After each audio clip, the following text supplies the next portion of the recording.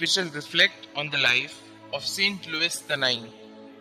Born on the 25th of April 1214, Saint Louis was the son of King Louis VIII and Blanche of Castile, and was only 11 when he became king on his father's death in 1226.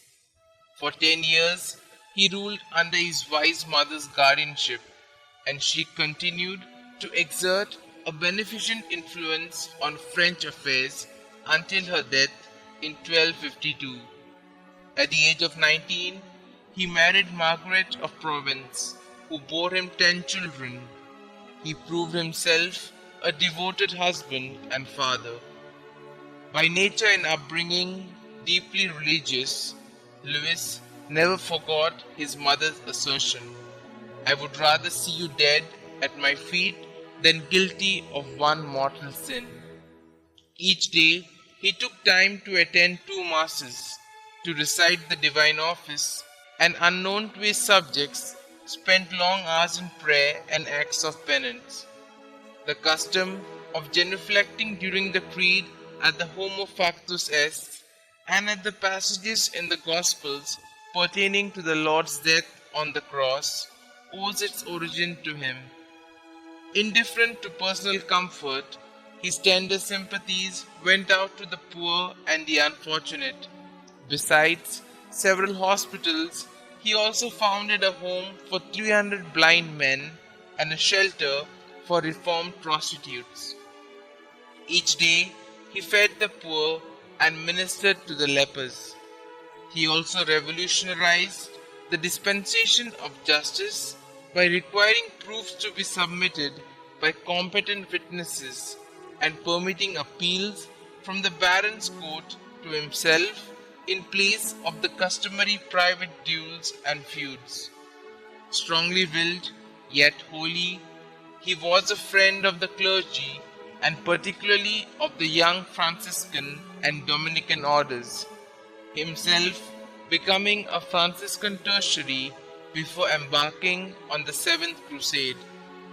He lent his support to the carrying out of synodal decrees against the unwarranted molestations of the barons or even his own officers. As a true knight with a high sense of Christian morals, he would not permit any obscenity or scandalous language at his court.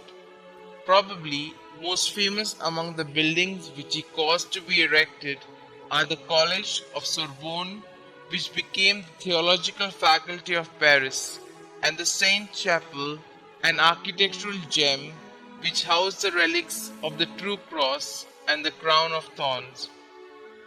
In the political field, St. Louis was able to terminate the Albigean War in the south, put down the rebellion of the Count de la Marche, and concluded the treaty between Paris and England in 1259.